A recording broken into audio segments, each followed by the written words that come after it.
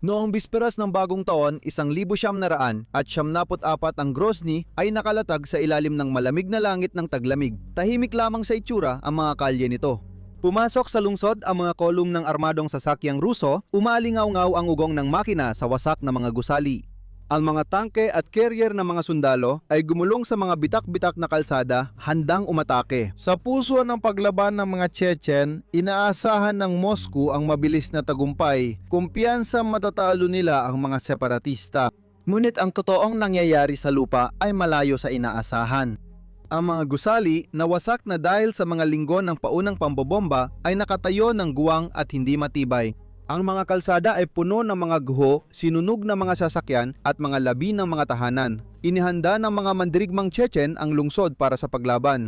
Ang mga sniper ay sumakop sa bubungan, barikada, saradong daan at mga tagong lugar ng pananambang na ginawang nakamamatay na bitag ang pamilyar na kalsada para sa mga sibilyan. Kapag naipit sa loob, wala nang ligtas na masisilungan.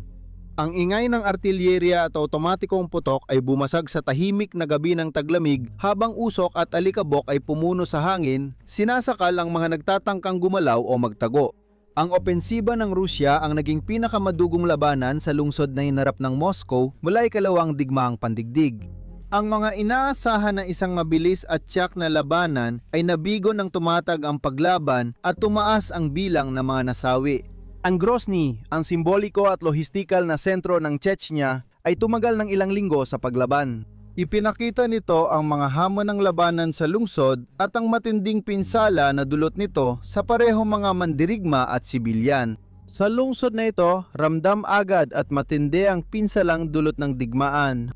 Ang mga layuning militar, pampulitikang kalkulasyon at buhay ng mga sibilyan ay magkakaugnay sa mga guho ng Grozny.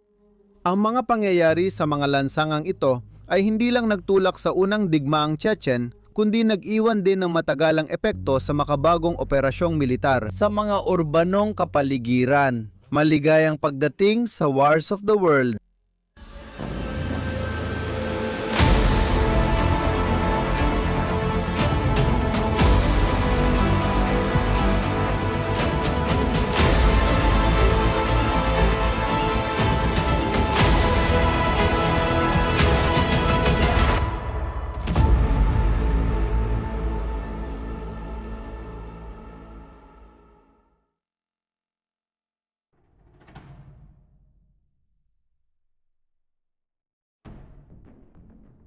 Nang magsimulang magkalas ang Unyong Soviet ng huling 11 na daan at 80 S, walang nakahula kung gaano karahas ang epekto nito sa muling paghahati ng kapangyarihan sa Hilagang Caucasus. Ang Chechnya, na matagal nang naging magulong rehiyon sa ilalim ng pamumuno ng Soviet, ay nakaranas ng mabilis na pagusbong ng nasyonalismo dahil sa mga patakaran ng Glasnost at Perestroika noong 1990 nabuo ang All-National Congress of the Chechen People sa pamumuno ni Joko Durayev, isang dating general ng Soviet Air Force. Habang humihina ang autoridad ng Soviet, sinunggaban ng kilusan ni Durayev ang pagkakataon. Noong Oktubre 1991, sinakop ng mga puwersang tapat sa kanya ang punong tanggapan ng KGB sa Grozny, pati na rin ang mga istasyon ng radyo at telebisyon. Noong Nobyembre 2, 1991 ay diniklara ng Kongreso ni Durayev na malaya na ang Chechnya, ang Republika ng Chechen ng East Korea. Tumanggi ang Moscow na bagong pinamumunuan ni Boris Yeltsin na tanggapin ito. Hindi kinilala ang deklarasyon at lalong tumindi ang tensyon. Sinubukan ng pamahalaan ng Russia na ipatupad ang kanilang legal at konstitusyonal na kapangyarihan sa Chechnya, iginiit na labag sa batas ang paghihiwalay, habang ang pamahalaan ni Durayev ay nagsimulang magtatag ng mga malalayang institusyon. Tinanggihan ng Chechnya ang kasunduang konstitusyonal na inialok ng Moscow noong 1992 sa iba't ibang republika ng dating teritoryo ng Soviet. Sa halip, ang administrasyon ni Dudayev ay nagpatibay ng sarili nitong konstitusyon, watawat at awit pambansa na kumikilos bilang isang tunay na estado kahit na marami sa kanilang mga institusyon ay mahina at kulang sa pondo. Samantala, dumanas ng alitan sa loob ang Chechnya. Ang mga hindi Chechen, lalo na ang mga etnikong Ruso, ay tumakas o pinalayas. Ang krimen, kawalan ng batas, politika ng oposisyon at agawan ng kapangyarihan ay lalo pang nagpahina sa sentral na pamahalaan. Sa Grozny, ang mga kalaban ni Dudayev ay bumuo ng pansamantalang konseho na kahit na nahahati ay tahimik na sinuportahan ng Russia. Namumukot tangi sa mga tensyong ito ang mga insidente ng karahasan, sabotahe at maliliit na armadong sagupaan sa loob ng Chechnya sa pagitan ng mga puwersa Makadudayev, mga grupong oposisyon at mga serbisyong pansiguridad ng Russia. Ang kawalang tatag na ito ang nagtulak sa Moscow na kumilos, iginiit na ang Chechnya ay nagiging rebeldeng reyon na nagbabanta sa katatagan at teritorial na integridad ng Russia. Ang Grozny, ang kabisera ng Chechnya, ang naging sentro ng labanan na ito. Noong panahon ng pamumuno ng Soviet, isa itong pangunahing industrial na lungsod na may mga oil refinery, pabrika, pipeline, riles ng tren at infrastrukturang itinayo para magsilbi sa mas malawak na ekonomiya ng Soviet. Ang lungsod ay hindi lang mahalaga sa simbolikong aspeto bilang upuan ng separatistang gobyerno ni Dudayev, kundi mahalaga rin ito sa ekonomiya. Ang kontrol sa mga oil field, pipeline, ruta ng transportasyon at kapasidad sa pagre-refine ay nangangahulugan ng kontrol sa kita, kakayahang mag-angkat ng armas at lehitimong pamamahala sa sibilyang administrasyon. Ang mga alalahanin ng Moscow ay hindi lang ang pagpigil sa paghihiwalay, kundi pati na rin ang pagpigil sa pagtagas ng ekonomiya dahil sa ilegal na pag-export ng langis at pagkawala ng kita mula sa mga pipeline na dumadaan sa Chechnya. Noong 1994 umabot sa sukdulan ang sitwasyon. Ang Russia, sa ilalim ni Defense Minister Pavel Gratsev, ay nagsimulang maghanda para sa isang interbensyong militar. Ipinakita ng mga debate sa Moscow na may matataas na opisyal ng militar na nag-aalala sa pagmamalit sa determinasyon ng mga Chechen at pagmamalaki sa kakayahan ng mga Ruso. Mahina ang pangangalap ng impormasyon, hindi tama ang mga mapa at hindi handa ang mga lohistika. Gayunpaman, gumawa pa rin ng mga plano ang Moscow na ibalik ang konstitusyonal na kaayusan gamit ang puwersa kung kailangan. Pinalago ang pro-Russian na oposisyon sa loob ng Chechnya. Halimbawa, sinuportahan ang pansamantalang konseho na pinamumunuan ni Umar Avturkhanov at isinagawa ang mga lihim na operasyon upang pabagsakin ang pamahalaan ni Dudayev. Noong huling bahagi ng Nobyembre, 1974 isang oposisyong puwersa na suportado ng Russia ang nadunsad ng nabigong tangka na sakupin ng Grozny na nagpakita na hindi basta-basta matutumba si Dudayev. Noong ika-29 ng Nobyembre, naglabas si Yeltsin ng ultimatum na magdisarma, palayain ang mga bilanggo at bugin ang tinatawag ng Moscow na mga ilegal na armadong grupo. Tumanggi si Dudayev. Makalipas ang kaunti, naglabas ng mga utos upang maghanda para sa isang malawakang pagsalakay. Pagsapit ng unang bahagi ng Disyembre 1974, 410,000 regular na sundalo ng Russia at mga paramilitary unit ang nagtipon sa mga kalapit na rehiyon, Dagestan, Ingushetia, North Ossetia at nagsimula na ang mga airstrike sa Grozny at mga karatig nito.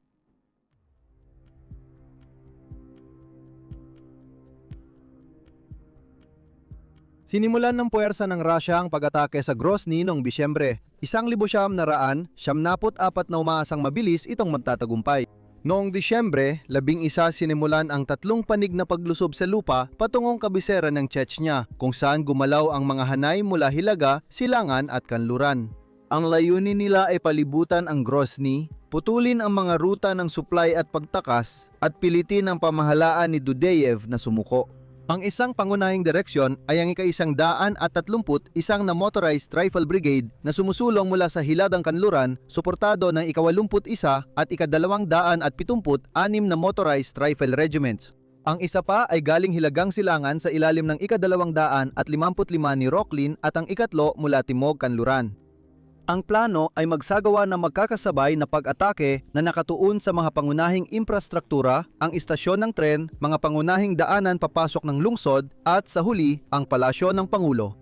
Ang mga paunang kilos na ito ay sinundan ng matinding pambobomba mula sa himpapawid at artilyeriya. Binomba ng mga eroplanong pandigma, helikopter at Rusya ng Rusya ang mga posisyon ng Chechen mga baryo malapit sa Grozny at mga lugar sa labas ng lungsod. Sinubukan ng mga sibilyan na tumakas o magtago sa mga basement, silong o mga underground shelter, ngunit marami ang nanatili sa lungsod na ipit dahil sa kakulangan ng transportasyon at mga humanitarian corridor. Naglabas ang Human Rights Watch ng ulat noong Enero 1975 na naglalarawan sa pambobomba ng Rusya sa lungsod at sinabing ang ganitong mga taktika ay malupit na nagpaparusa sa tinatayang 100,000 sibilyan na nananatili sa Grozny. May ilan na matiyagang nananatili sa kanilang tahanan pero karamihan ay walang matuluyan o transportasyon. Sa labas ng war zone, napilitan silang mamuhay sa malupit at ilalim ng lupa na pamumuhay. Ang mga natira ay kumakatawan sa pinakamarurupok na bahagi ng lipunan, ang matatanda at mahihina, ang may kapansanan, ang mga mahihirap. Ikinuwento ng mga saksi sa aming mga mananaliksik na gumugol sila ng buong linggo sa mga basement, ngunit paglabas nila para kumuha ng tubig o paminsang tinapay ay inaatake pa rin sila. Ikinuwento nilang lumikas sila mula sa silong dahil nagliyab ang itaas na palapag sa pambobomba. Ang 5 linggong opensiba ng Rusya ay nagdulot ng tinatayang 300. 150,000 ang nawala ng tirahan, hindi mabilang na sibilyan ang namatay, at pagkawasat ng isang lungsod na dating tinitirhan ng 400,000 katao. Wakas ng CP. Pagsapit ng bisperas ng bagong taon noong 1974 at 74 nagsimula na ng tuluyan ang pag-atake sa lupa. Pumasok ang mga kolumnang armadong sasakyan ng Russia sa Grozny mula sa iba't ibang direksyon, suportado kung maaari ng mga Mi-24 attack helicopter, artilleriya at mga airstrike. Gayunpaman, naging sagabal sa pag-atake ang mga problemang logistikal, kakulangan ng tamang impormasyon, hindi pagkakakilala sa kalupaan ng lungsod at mahinang koordinasyon. Ang ilang unit na nahuli o naligaw ng ruta ay natagpuan ang kanilang sarili na nakahiwalay at lantad sa masikip na urbanong lugar na makikitid na kalsada, mga kumpol ng gusali ng apartment at nangawasak o abandonadong pabrika. Paborito sa mga tagapagtanggol, lubos na ginamit ng mga Chechen na tagapagtanggol ang bawat kalamangan. Nakihalo sila sa mga sibilyan gamit ang mga imburnal, silong, lagusan at basement upang gumalaw, mantago, umatake at pagkatapos ay maglaho. Naglagay sila ng patibong at mina sa gusali at kalsada, nagbarikada sa daanan, tapos inambus ang Russian armor sa masisikip na lugar. Ang mga rocket-propelled grenade team ay gumalaw mula sa mga bubong o itaas na palapag, pinuntirya ng mga sniper ang mga opisyal at ang mga team ng machine gun ay nagbigay ng suppressive fire. Noong bisperas ng bagong taon, 1,974 bandang madaling araw, sinubukan ng mga Persang Ruso na magsagawa ng matinding paglusob papunta sa sentral na istasyon ng tren at sa palasyo ng Pangulo. Ang isang bahagi ng pag-atake ay papunta sa istasyon ng tren, ang isa pa ay pababa ng Perva-Muskaya Street habang ang iba naman ay magtatagpo papunta sa palasyo. Ang mismong palasyo ng Pangulo na pinamumunuan sa depensa ni Aslan Maskadov ay pangunahing layunin. Mukhang pinlano ng pamunuan ng Chechen na hayaang makalapit ang mga tangke ng Ruso saka sila atakihin sa ilalim ng dilim ng gabi. Ang inaasang mabilis at magkakaugnay na operasyon ay agad naging isang sakuna para sa mga Ruso. Sumugod ang mga unit ng armor, kadalasang walang infantry, sa mga pananambang sa makikitid na kalye. Ang mga bulldozer, armored personnel carrier at tangke ay naging mga target. Nagulat ang mga unit ng Ruso ng matinding pagkalugi.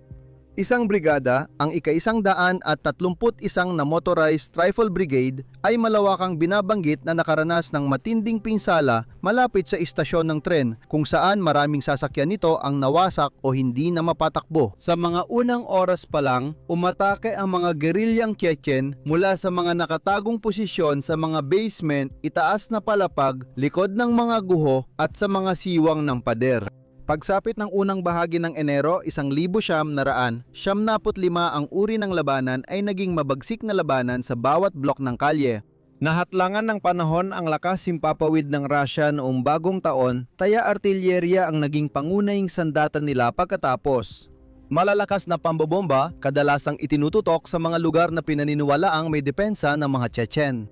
Sa kasamaang palad para sa mga sibilyan, kadalasan ibig sabihin nito ay mga gusali ng apartment, pamilihan at mga ospital.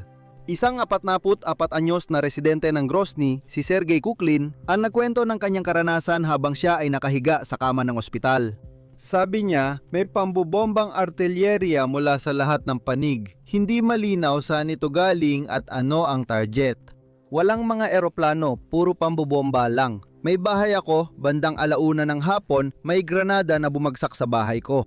Nung oras na yon, nasa basement ako ng kapitbahay ko nang marinig ko ang pagsabog malapit. Sumilip ako at nakita kong tinamaan ang bahay ko at natanggal ang bubong. Nakita ko na hindi nasusunog ang bahay pero tanggal na talaga ang bubong. Mga 3 minuto matapos akong lumabas, tinamaan ako sa likod. Yung pagsabog ay mga 20 o 30 metro ang layo at mga 500 o 600 metro mula sa bomb shelter. Tinamaan ako ng mga piraso pagkatapos noon, binalutan ng mga tao roon ang sugat ko. Pero saan naman nila ako dadalhin? Tuloy-tuloy ang pangbobomba, may mga sumisipol sa lahat ng dako, may mga tunog ng beep sa paligid at bumabagsak ang mga piraso. Hindi ako nawala ng malay. Nakaiga lang ako roon hanggang mga 4:00 ng hapon. Sa malaking swerte ko, dumating ang kapitbahay ko mula Nazran. Isinakay niya ako sa kanyang kotse at dinala ako rito. Wakas ng pahayag. Sa loob ng Grozny, paulit-ulit na inaatake ng mga Chechen ang mga unit ng Ruso sa mga kanto ng kalye, wasak na bakuran at abandonadong gusali. Ginamit lahat yon ng mga Chechen. Isinalaysay ng isang nakaligtas na pumapasok ang mga tangke ng Ruso sa gilid na kalsada, ngunit agad tinatamaan ng rocket-propelled grenade mula sa itaas ng mga kwarto. Habang humihinto ang mga tangke, tinatarget ang mga sundalong sumusunod. Hindi nakikitang mga sniper ang pumapatay sa mga opisyal at tagapaghatid ng signal. Si Maskadov at iba pang Chechen na komandante ay gumamit ng hit and run na taktika at iniiwasan ng malalaking pormasyon. Naputol ang koneksyon ng ilang brigada, napilit ang ipagtanggol ang pansamantalang posisyon sa gitna ng walang tigil na putukan at patuloy na nadagdagan ng pagkasira. Ang arkitektura ng lungsod ay naging wasak, mahahabang hanay ng mga apartment block na itinayo sa estilong Soviet, makikitid na eskinita at kakaunting masisilungan sa labas ng mga mataong kalsada. Gumuho ang mga gusali matapos ang pambobomba, usok, alikabok at apoy ang bumalot sa hangin, halos tuluyan nang nawala ang kuryente, tubig at sanitasyon. Ang kakaunting natitirang ospital ay naguumapaw na o nasira na rin. Ang mga sibilyan ay naghanap ng pagkain at tubig at kakaunti lang ang may ligtas na masisilungan. Maraming lumikas na tao ang nagsilabasan mula sa lungsod habang ang iba naman ay nanatili sa kabila ng pambobomba, naipit sa mga guho o ayaw iwan ng kanilang mga tahanan. Pagsapit ng huling Enero, bahagyang nakontrol ng mga puwersang Ruso ang ilang sektor, mahahalagang kalsada at bahagi ng sentro ng lungsod. Ngunit napakalaki ng naging kapalit. Ang inaasahang mabilis na tagumpay ay nauwi sa ilang linggo ng labanan sa loob ng lungsod. Nayanig ang moral ng mga Ruso dahil sa hindi inaasahang paglaban. Kahit kulang sa mabibigat na armas, nagawang gawing sandata ng mga tagapagtanggol ng Chechen ang pagkawasak ng lungsod. Ang pagsalakay ay nauwi sa matinding labanan. Bawat kalye, bawat gusali at bawat pasilyo ay pinag-aagawan. Ang lamig ng taglamig, kakulangan sa malinaw na komunikasyon, mga hiwa-hiwalay na unit at mga insidente ng friendly fire ay lalo pang nagpalala sa mga pagkalugi ng mga Ruso.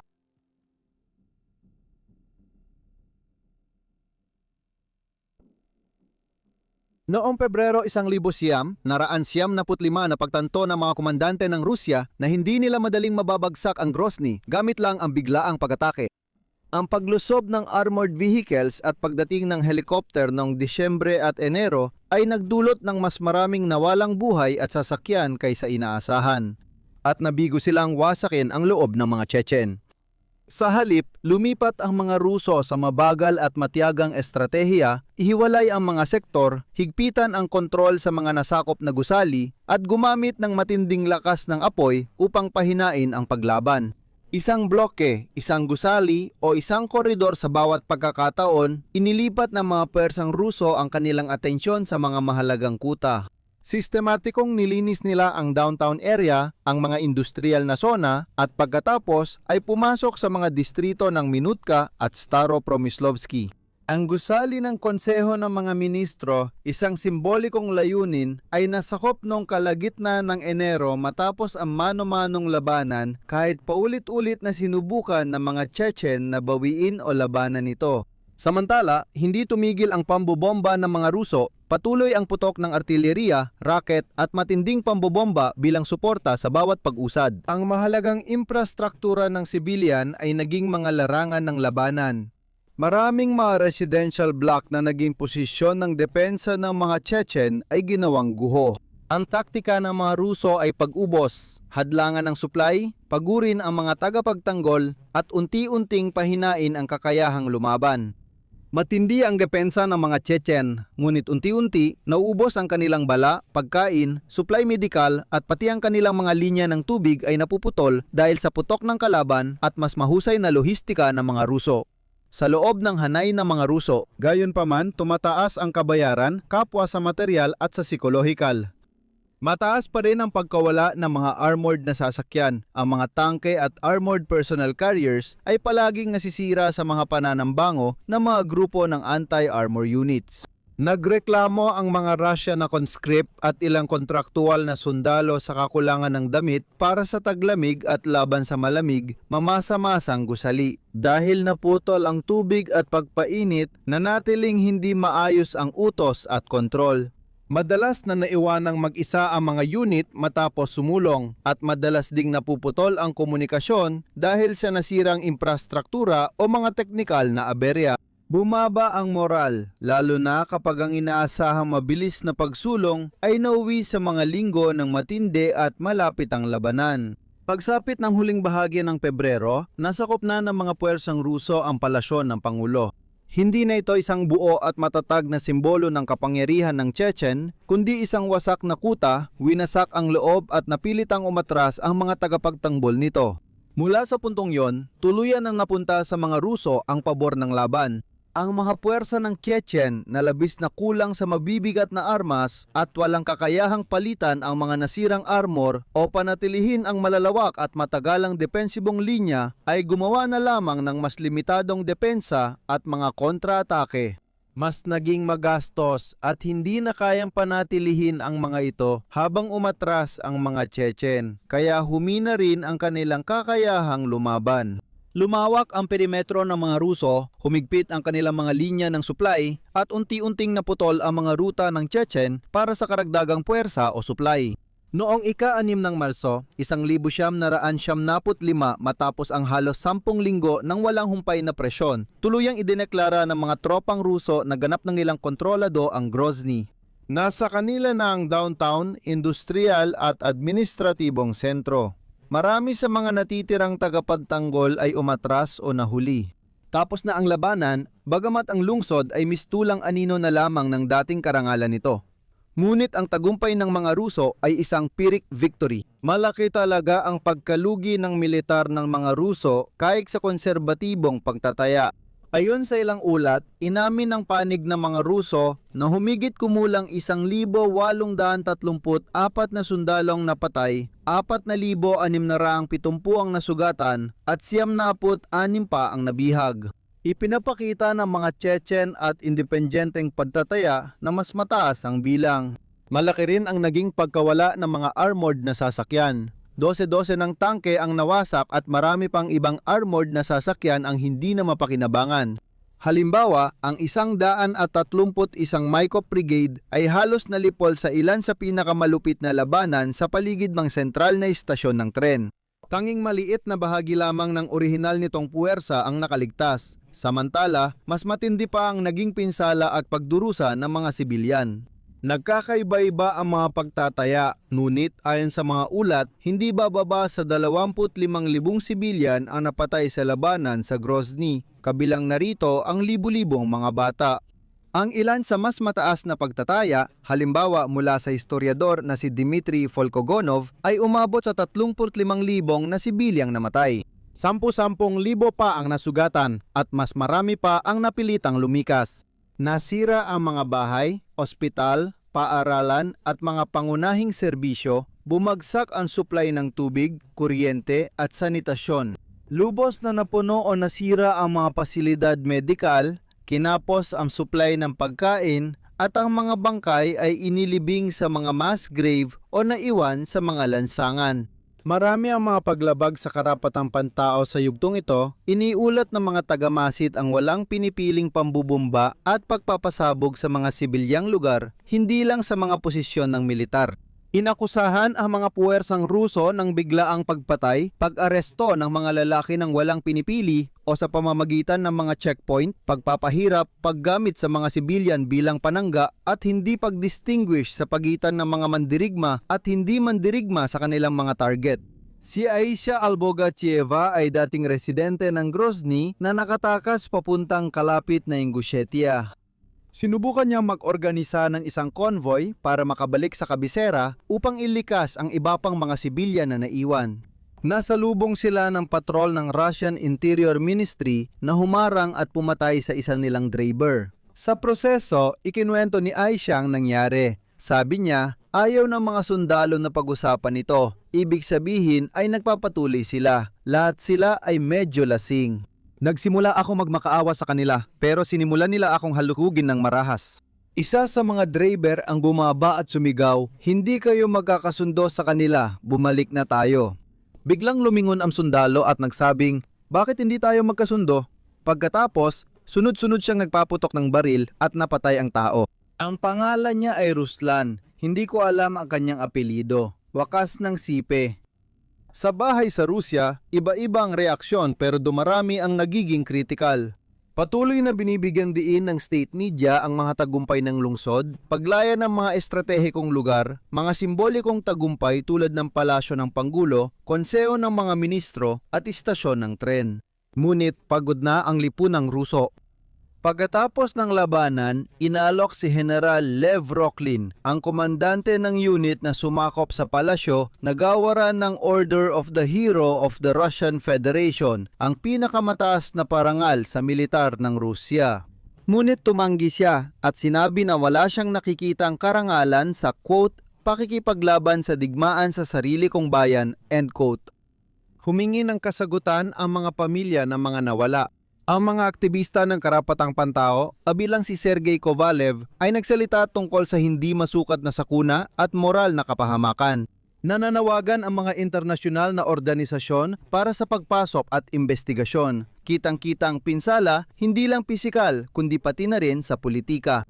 Nayanig ang tiwala sa kakayahan ng militar. Ang halaga ng buhay at pera ay naging sentrong tanong.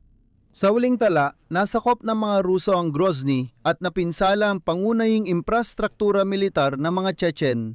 Ngunit napakalaki ng naging halaga sa buhay ng tao, sa moral at sa pisikal na pagkasira. Ang lumitaw ay isang tagumpay na puno ng pagkawasak at mabigat na pagkatalo ng paglaban, ngunit sa halagang hinding-hindi malilimutan ng Moscow.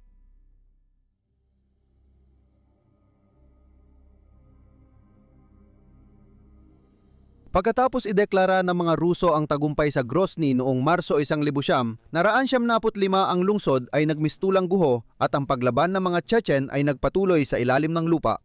Malayo pa sa katapusan ang labanan.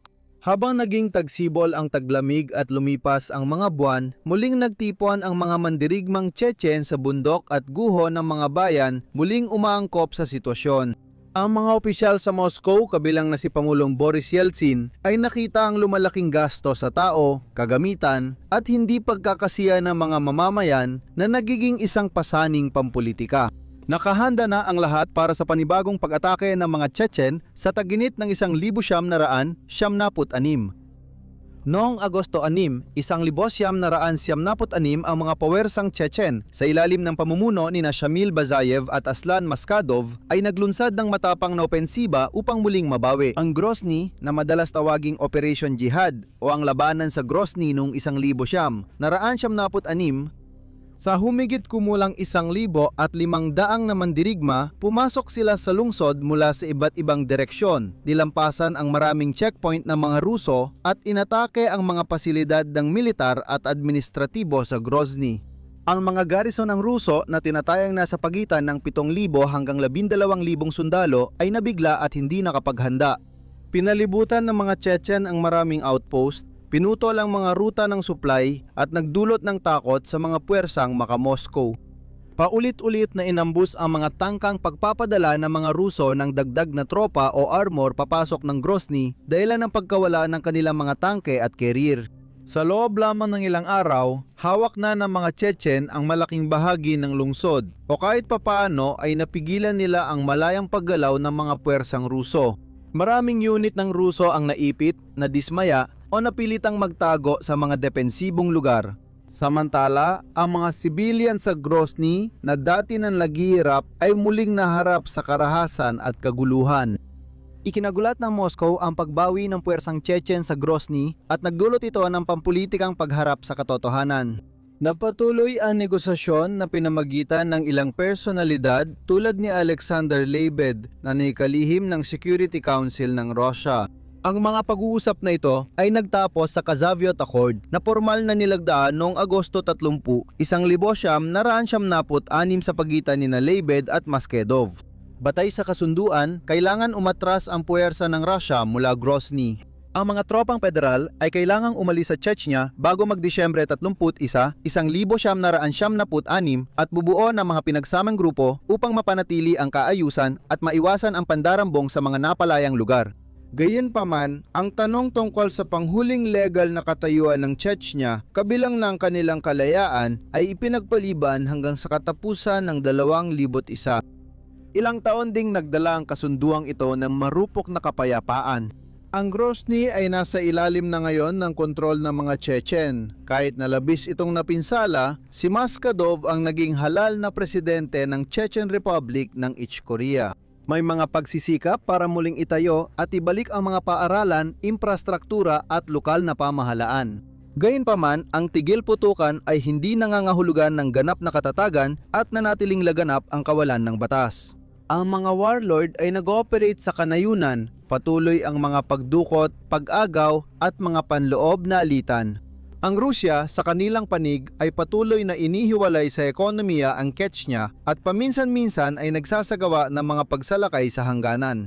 Hindi formal na kinilala ng federal na gobyerno ang kalayaan ng Chechnya at hindi rin ito kinilala sa pandaigdigang antas. Marami sa loob ng pampolitika at militar na hanay ng Rusya ang tiningnan ang Kasavyot Accord bilang pansamantalang tigil putukan, hindi tunay na kapayapaan. Muling sumiklab ang mga tensyon na yon noong 1999. Noong Agosto, tumawid ang mga militante mula Chechnya papuntang Dagestan, sinubukang magtatag ng autonomong impluensyang Islamista na ginamit ng Rusya bilang Casas Belay. Upang muling ilunsad ang malawakang operasyon, sinundan na mabibigat na airstrike ang mga paglusob sa lupa. Pagsapit ng huling bahagi ng 1999, idineklara ng Moscow na nawala na ng kontrol ang mga otoridad ng Chechnya sa sitwasyon at dito nagsimula ang ikalawang digmaang Chechen. Isa sa mga unang at mapagpasang pangyayari nito ay ang ikalawang labanan sa Grozny mula Disyembre 25, 1999 hanggang Pebrero 6, 2000 kung saan pinalibutan ng mga puwersang Ruso ang kabisera. Ang pag-atake ay muling kinilala sa pamamagitan ng matinding lakas ng apoy, estratehikong pambobomba at malawakang pagkawasak. Ang mga sibilyang nasawi ay tinatayang iba-iba, ngunit sa pagkubkob na yon lamang, tinatayang nasa pagitan ng 5,000 at 8,000 sibilyan ang naiulat na napatay. Ang ikalawang labanan sa Grozny ay hindi binago ang lahat ng naitatag ng unang digmaan, ngunit pinagtibay nito ang marami sa mga mahihirap na aral nito. Desidido ngayon ang mga puwersang Ruso na hindi lang pasukin ang Grozny, kundi tuluyang wasakin ang mga bulsa ng paglaban, na may mas kaunting pag-aatubili sa matinding pambobomba. Ang mga mandirigmang Chechen na mas kakaunti ang bilang at kulang sa kagamitan ay matindi pa ring lumaban. Muling nawasak ang lungsod, nasira ang mga infrastruktura, napalayas ang mga sibilyan, at napabagal ang mga gawain ng muling pagtatayo. Pagsapit ng unang bahagi ng 2000, muling nakuha ng Moscow ang kontrol sa Grozny at nagtalaga ng administrasyong pabor sa Moscow, bagamat nagpatuloy pa rin ang mga pag-aaklas at gerilyang aksyon sa loob ng maraming taon pagkatapos nito. Ang naging resulta ng siklong ito ay nag-iwan ng malalim na bakas. Nakamit ng Chechnya ang de facto na kalayaan sa maikling panahon, ngunit hindi sila kinilala. Ang estado ng Rusya ay nagtamo ng pinsala sa reputasyon, moralidad at materyal. Para sa mga tao ng Grozny at para sa buong Chechnya, ang mga digmaan ay nagdulot ng paulit-ulit na pagkawasak, pagkawala at trauma. Ipinakita ng kontraopensiba noong 1996 na matatagang paglaban at ipinakita ng ikalawang digmaan kung paano tutugon ang Moscow ng napakalakas na puwersa kapag ito ay nagpasya na. Sa huli, walang panig ang nagtagumpay, makamit ang malinis at pangmatagalang solusyon sa alitan. Sa dekadang iyon, paulit-ulit lang ang siklo ng pagkawasak, negosasyon at muling labanan.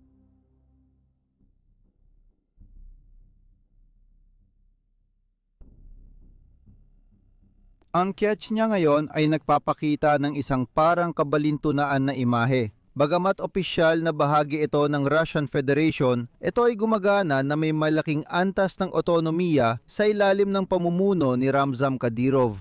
Ipinahayag ni Kadyrov na natalo na ang terorismo sa loob ng republika at iginiit niyang nakamit na ng rehiyon ang katatagan at kaunlaran. May mga ulat ng kamakailang pag-atake sa puwersa ng seguridad na nagpapakitang patuloy ang mga hamon. Sa kabila nito, may ilang mga international na aktor tulad ng Ukraine na kumikilala sa Chechen Republic of Ichkoria bilang pansamantalang sinakop ng Russia noong 2022. Ang unang labanan sa Grozny ay malaki ang naging epekto sa doktrinang militar ng Russia. Ipinakita ng unang pag-atake ang malalaking kakulangan sa mga taktika ng labanan sa lungsod na nagresulta sa muling pagsusuri ng mga estratehiya para sa mga susunod na labanan. Ipinapakita ng mga aral mula sa labanan ang kahalagahan ng koordinasyon, pangalap ng impormasyon at paggalang sa pasilidad ng sibilyan. Ngunit kahit na maaring naisama na ang mga kaalamang ito sa pagsasanay at pagpaplano ng operasyon ng militar ng Rusya, pagdating sa kasalukuyang labanan sa Ukraine, madalas na ginaya ng Rusya ang mga paunang taktika na ginamit sa Grozny sa kanilang mga estratehiya sa labanan sa lungsod, na kinikilala sa pamamagitan ng malawakang pambobomba, kasunod ang pag-atake ng mga sundalo na kung minsan ay tinatawag na meat grinder tactics. Halimbawa, sa labanan para sa Mariupol, gumamit ang mga puwersa ng Rusya ng katulad na mabibigat na artilyerya at mga airstrike na taktika na nagresulta sa malaking bilang ng mga sibilyang nasawi at malawakang pagkasira ng mga pasilidad. Sa pandaigdigang antas, ang labanan sa Grozny ay naging isang babala para sa mga makabagong militar. Ang malawakang pagkawasak ng lungsod at ang mataas na bilang ng mga sibilyang nasawi ay nagpapakita ng pagiging komplikado ng labanan sa lungsod at ng mga hamon sa pagkilala sa pagitan ng mga mandirigma at mga sibilyan. Nagbunsod ang labanan ng talakayan tungkol sa ethical na implikasyon ng estratehiyang militar at kahalagahan ng pagsunod sa internasyonal na batas ukol sa makataong pakikidigma. Madalas gamitin ng mga analistang militar at historiador ang labanan bilang halimbawa para ipakita ang pangangailangang iangkop ang mga taktika sa urbanong kapaligiran at di inaasahang katangian ng ganitong sagupaan. Ang labanan sa Grozny ay nagsisilbing matinding paalala ng mapanirang epekto ng digmaang nagaganap sa lungsod. Patuloy na hinuhubog ng pamana nito ang mga estratehiya at pulisya ng militar na binibigyang diin ng pangangailangan ng maingat na pagpaplano, paggalang sa buhay ng mga sibilyan at kakayahang umangkop sa harap ng masalimuot na mga sitwasyon ng labanan.